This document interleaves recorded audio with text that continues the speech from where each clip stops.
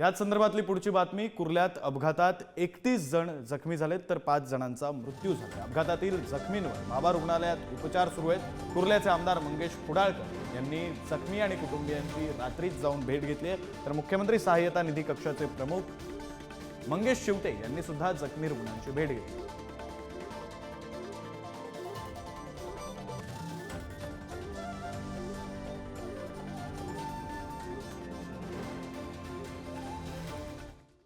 एसटीची ती मोठी बस, electric bus होती आणि ती बस त्या ठिकाणी घुसली होती। 5 ते 6 गाड्या त्या ठिकाणी जवळजवळ त्या अपघातामध्ये संपूर्णपणे इंज्युर्ड झाल्या होत्या आणि बरेचसे नागरिकसुद्धा त्या ठिकाणी जखमी होते। बरंचसं रक्तसुद्धा त्या ठिकाणी सांडलं होतं आणि मी त्या ठिकाणाहून थेट भाभा हॉस्पिटलला आलो। भाभा हॉस्पिटलला जवळ 31 जखमींना या ठिकाणी दाखल केलं होतं। त्यापैकी 3 जण मृत पावले होते आणि बाकीचे उपचार सुरू होते। उपचार दरम्यान 1 जण अजून गेला आणि एक 3 जण जे कोहिनूरला शिफ्ट केले होते, कोहिनूर हॉस्पिटलला, त्या ठिकाणी अजून 1 जण दगावलेला आहे आणि दोघांवरती उपचार सुरू आहेत। दुर्दैवी घटना कुर्ला परिसरामध्ये घडली आहे। जसं की आपण जाणता, बेडचा अपघात या ठिकाणी झालेला आहे। त्याचा पोलीस यंत्रणेच्या मार्फत योग्य तो तपास सुरू आहे। या अपघातामध्ये ज्यांचं दुर्दैवी निधन झालं आहे त्यांची जी मदत आहे ती अधिकृतरित्या माननीय मुख्यमंत्री महोदय उद्या त्या ठिकाणी जाहीर करतील। त्यासोबतच आदरणीय एकनाथजी शिंदे साहेबांनी आम्हाला आदेश दिले, मंगेश कुडाळकर साहेबांनी आणि आम्हाला, या अपघातामध्ये जे नागरिक ॲडमिट आहेत, म्हणजे ज्यांना गंभीररित्या जखमी आहेत, त्यांना जर कुठल्या प्रायव्हेट हॉस्पिटलला जरी दाखल करण्याची आवश्यकता असेल तर त्याचा खर्च देखील आपण उचलणार आहोत आणि त्या अनुषंगानं याचा तपास सुरू आहे। तपासामध्ये ते गोष्ट रिव्हील होईल।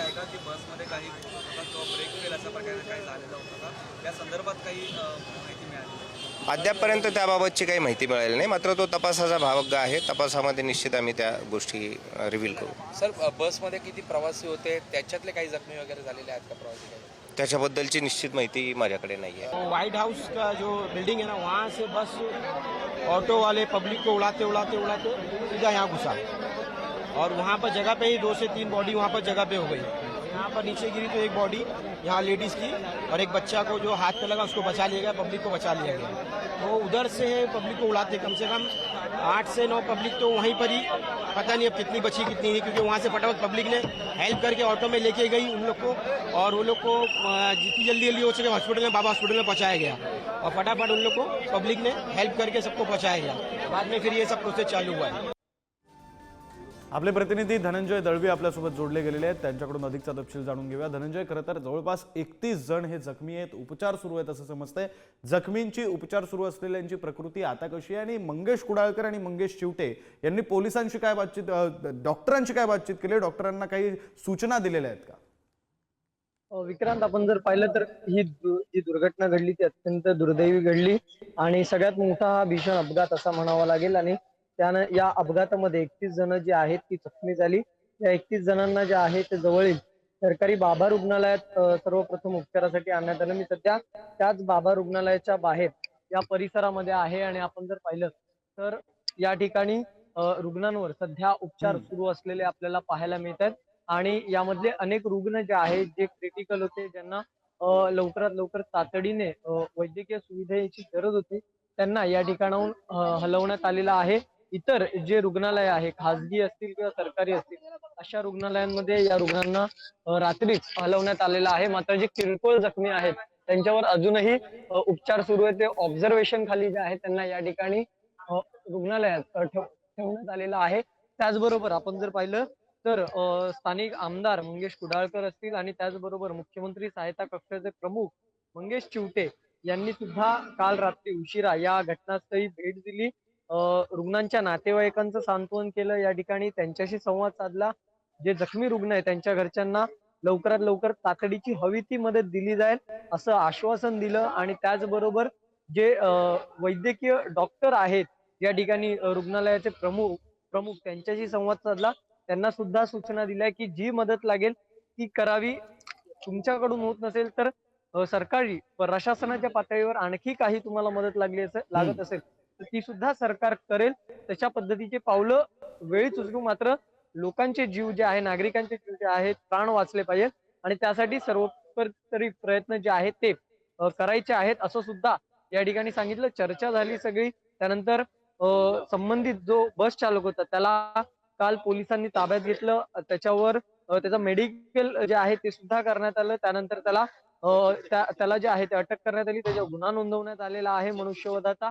आणि या सगळ्या संदर्भात सुद्धा पोलिसांना स्थानिक आमदार असतील, मंगेश चिवटे असतील यांनी कडक जी कारवाई आहे ते करण्याचं सांगितलेलं आहे या प्रकरणामध्ये.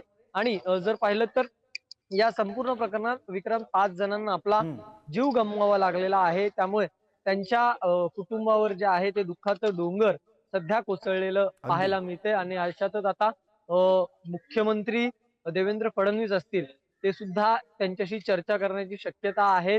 आणि त्याचबरोबर आज दुपारून जे आहे ते उपमुख्यमंत्री एकनाथ शिंदे हे या संपूर्ण घटनास्थळाची पाहणी करतील, रुग्णालयात जाऊन रुग्णांची भेट घेणार आहेत, अशी सुद्धा माहिती सध्या प्राथमिक ह्याच्यात मिळते.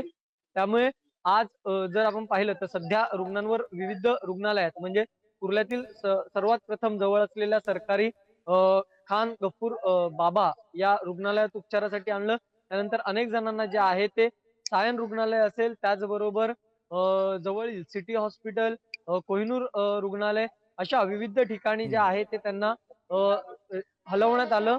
आणि या दरम्यान जे आहे ते घटनास्थळी जी माहिती मिळाली काल रात्री, ती घटनास्थळी 2 जणांचा जागीच मृत्यू झाला होता. तर इतर सगळे जे आहेत खरं आहे ते धनंजय, उपचारादरम्यान 31 त्यांचा जण हे मृत्यू जखमी झाला. आहेत आणि त्यांच्यावर उपचार सुरू आहेत. दरम्यान जखमी झालेल्यांपैकी एका तरुणाने नेमकी काय प्रतिक्रिया दिली आपण ती प्रतिक्रिया पाहू. काही समज गाडी चालवत होतो, मागून डायरेक्ट धडक दिली वाटते. काहीच माहित नाही, काहीच माहित नाही. तुम्ही बाईक चालवत होतात? काय चालवत बाईक बाईक चालवत होतात? किती वाजता झाली घटना? 8च्या सुमारास. आणि तुम्ही चालत होतात की बाईकवरती? कसं काय? बाईक आता परिस्थिती कसं कुठे लागलं आहे? बरगडीत लागलं यायला पायात. सोबत कोण होतं? बाईक चालक म्हणजे बस चालक मागून आला की पुढून आला? ते काहीच माहित नाही. डोळ्यावरती अंधारी आली एकदम? काही समज गाडी चालवत होतो, मागून डायरेक्ट धडक दिली वाटते. काहीच माहित नाही, काहीच माहित नाही. तुम्ही बाईक चालवत होतात? काय चालवत? बाईक चालवत होतात? किती वाजता झाली घटना? 8च्या सुमारास. आणि तुम्ही चालत होतात की बाईकवरती? कसं काय? बाईक आता परिस्थिती कसं कुठे लागलं आहे? बरगडीत लागलं यायला पायात. सोबत कोण होतं? बाईक चालक म्हणजे बस चालक मागून आला की पुढून आला? ते काहीच माहित नाही. डोळ्यावरती अंधारी आली एकदम?